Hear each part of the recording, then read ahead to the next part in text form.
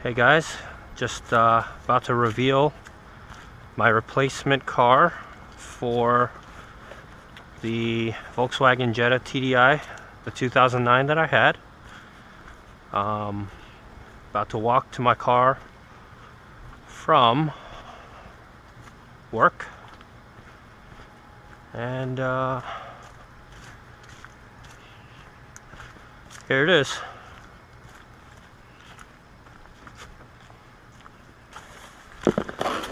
So I picked up a 2008 Toyota Yaris. It is the 3-door hatch, and it is an S trim. So yeah, I got it this past weekend, and yeah, it's my replacement. Not much to say because yeah, it is what it is. I wasn't too crazy about the car as far as, you know, this is going to be an awesome sports car or anything, but it is my daily driver, and it's pretty good at what I got it for, which is commuting. So this does come with alloy wheels, which was nice because steelies are fun, but hubcaps are annoying. Comes with a 1.5 liter 4-cylinder engine, Toyota. So I know it'll last pretty long. It does seat 5, and so in the back we've got 3 seats. And the cool thing about the back seats is that they both slide forward and back and tilt, so they can be pretty comfortable. Okay, so the interior of the car, it's pretty cheap on the inside, but overall you can't complain for how much you pay for this car. The list price for this car when it was new was about $18,000 with all the options. This car in particular, as an aftermarket, comes with remote start, and comes with power locks, power windows, auto down and not up, and it's got the alloy rims. It does not come with ABS, which was an option in the S package. It does have rear drum brakes, but braking's been pretty good. So with the interior, what's really cool about this car is it has a lot of storage space. So in the handle right here, you've got a little bit here. This is all the way through. And then in the side pocket, you could fit like a tiny skinny bottle, but not like a normal size cup or anything. This is pretty cool where the cup holder is. It comes out here, and then there's one on that side as well. The glove compartment, pretty deep, not too crazy, but there's one here. There's a little storage compartment there, and then actually the wheel, the driver's side, has a storage compartment. And so I don't know, I was pretty excited about that. It's kind of like a hidden one. The passenger side does come with these indicator lights for the airbags and seatbelt light, and there are a little bit of storage spaces on either side of the central console. I don't really know what you would fit in there. I just fit like a couple knickknacks and things, as well as a big storage area on the bottom here where the 12-volt power comes in. This does have an aux jack in the audio system, so this comes with an MP3 CD player, AM/FM radio, and aux jack. There is a little bit of storage area here. You know, you can stick a wallet and one cup holder here in the back. Yeah, so this is my new car so far. It is a hatchback and a 2-door or 3-door hatch, lift back as they call it. and so you do have to put the seat forward to reach into the back. But this is my comfortable position in my driver's position, and so we'll go around to the back of the car, into the back seat, and just see how much room's back there.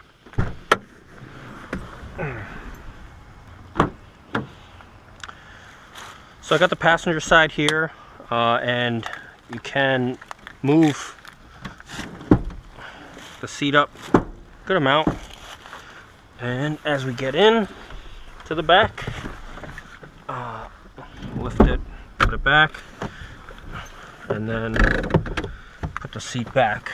Now, all the way in the back position, in the passenger seat, it's a little bit tight, and my knees do touch the mat pocket a little bit, but they don't rub up against the back here. And let me go to the other side, behind the driver's seat, where it's comfortable seating for me, and there's plenty of space. Now, the seats are pretty tight, so the problem kind of happens in the middle seat.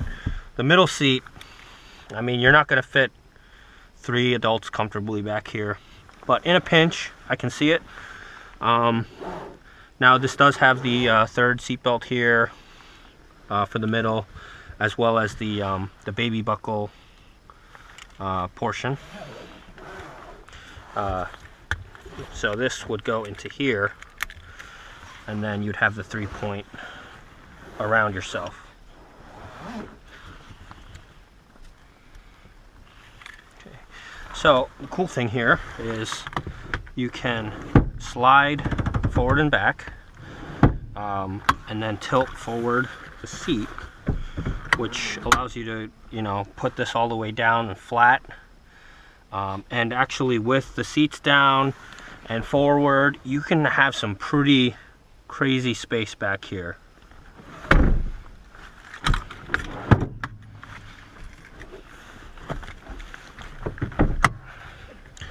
The headrests do go up back here.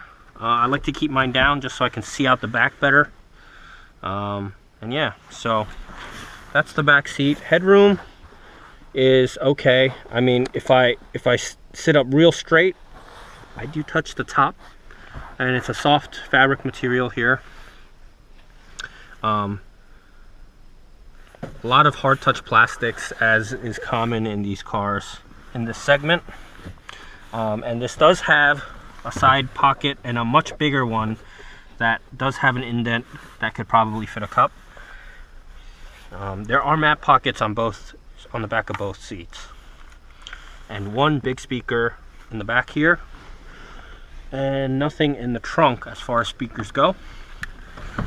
All right, let's get back up front. Okay, so I'm gonna open up the hood for you guys and just give you a quick look at the engine. Just want to show you this other little storage spot there, and then the hood release is here. The gas release is down there.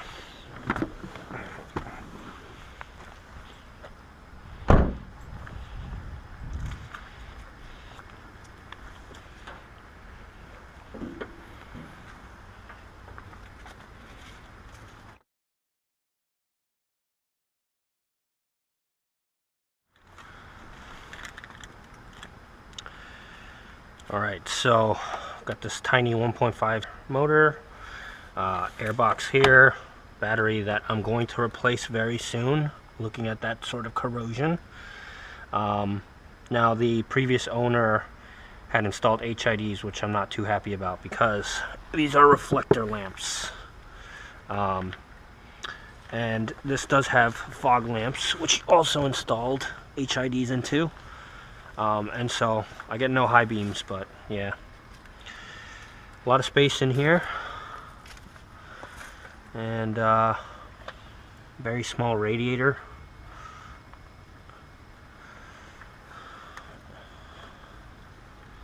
Not much coolant needed for such a small engine. Ballasts for the HIDs, the ECU, alternator, AC compressor down there, And I see where the oil filter is. You can see that. So this car should be pretty easy to do an oil change on. Got the dipstick here, fill top here. Yeah, VVT. It's not the lift, but should be pretty nice.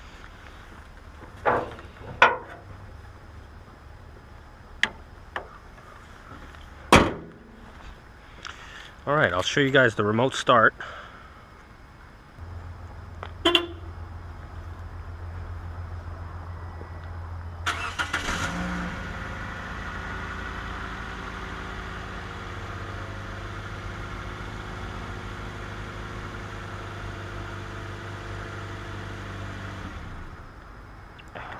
I'll show you guys the HIDs.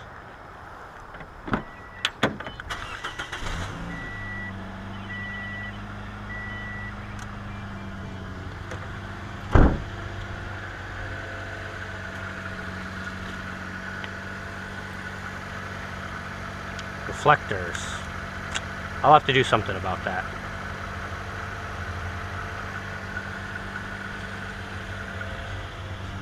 All right, let's go for a drive.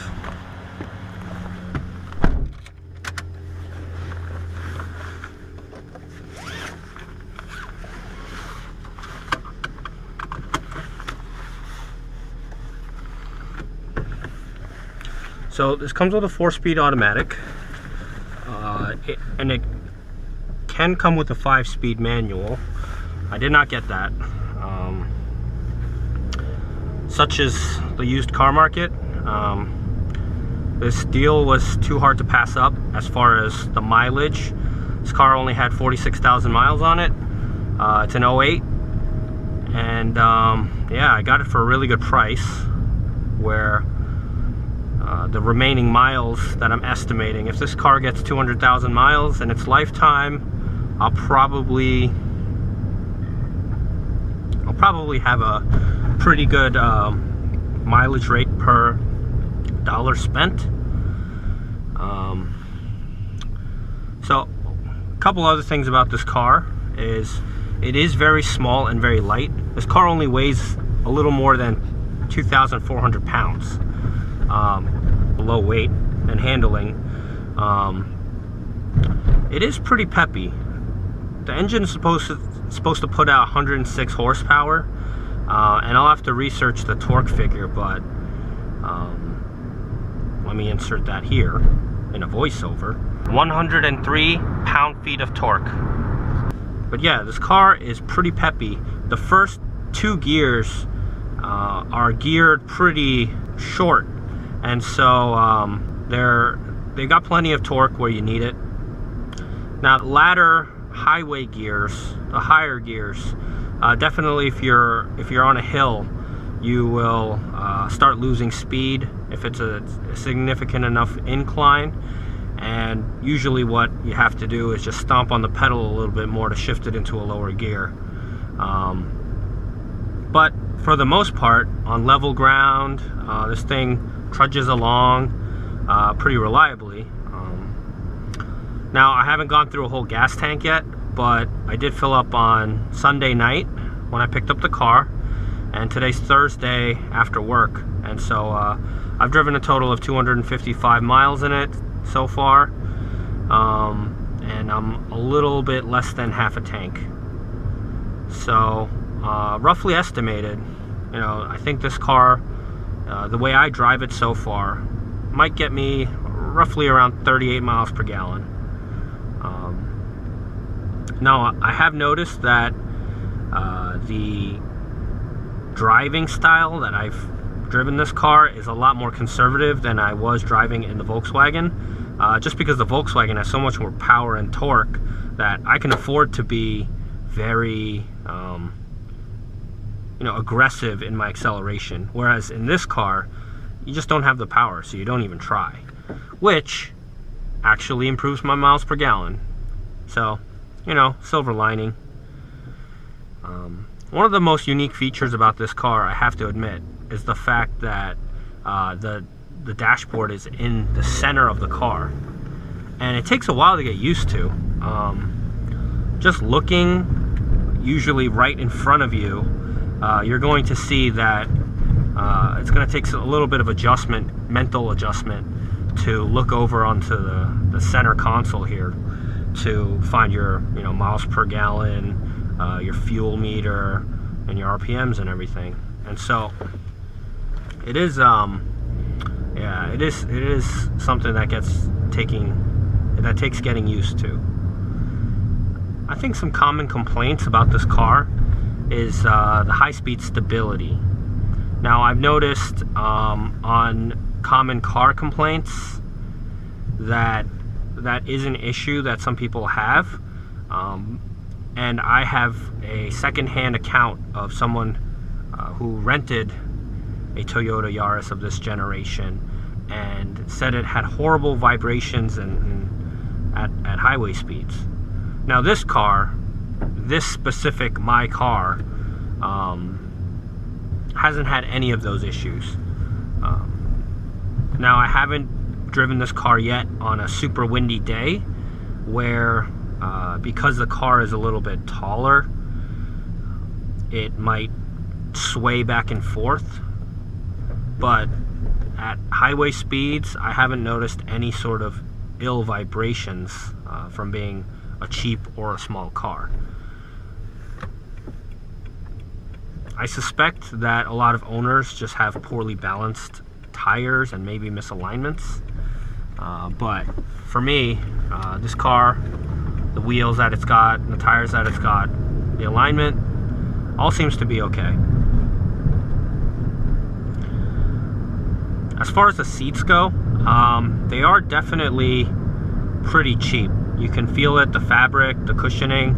It feels very economy. The last car I rode in or drove that had seats that felt like this was my dad's 2004 or 2005 Hyundai Accent, which was also a two-door. Yeah, the bolstering on the sides is not too bad. It's very rounded, and it doesn't hug you tight on the sides, but it does at least wrap around a little bit, so it's not flat and cardboard feeling. But overall, the seats aren't anything too special. Now, I have slightly longer legs than an average person, just because I'm a little bit taller, and the amount that the seat ends on my thighs is a little short for my taste, but it's not terrible. Surprisingly, the automatic transmission is fairly responsive. It is a traditional, non-CVT, no magic automatic transmission, and you know what? I like it. There are days where I'm driving home and there's traffic on the commute home, and driving stick shift for half a mile or a quarter of a mile in stop and go traffic just stinks. I really do like the interior of this car as far as just basic usability goes. It's got all of the audio stuff that I want. The audio sound quality is not that bad. It's got the AUX and the CD MP3 capability.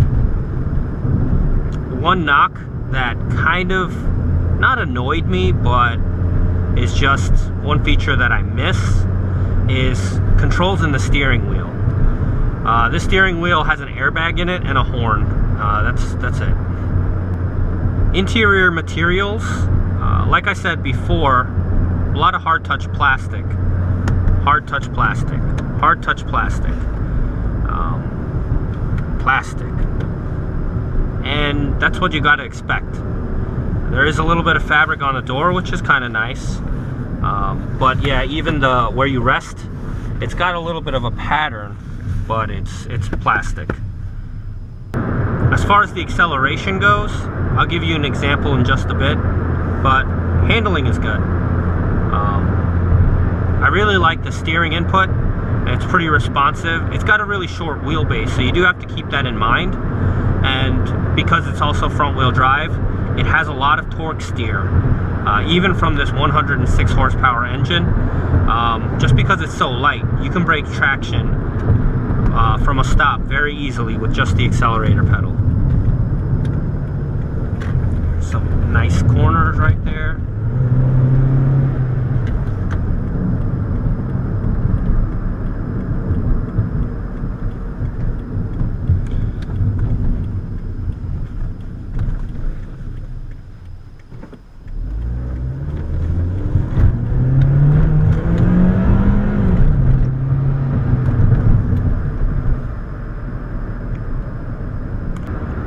One note on build quality. The car is a cheap car, and I'll admit that. And it does have some, you know, road noise, as well as a lot of like squeaks and creaks from the suspension, the wheels. That might be due to the condition of the car, just because it was owned in more of a city environment. But I was willing to take the chance because the powertrain has seen so little miles. At low speeds, you definitely have a lot of pep, but like right now, I'm climbing this hill, and I have to definitely use that lower gear to get me accelerating up this hill, not to lose speed. Alright, I hope you enjoyed this video. It was a short review, and I apologize because unfortunately, due to the time of year it is, I don't have much daylight to film.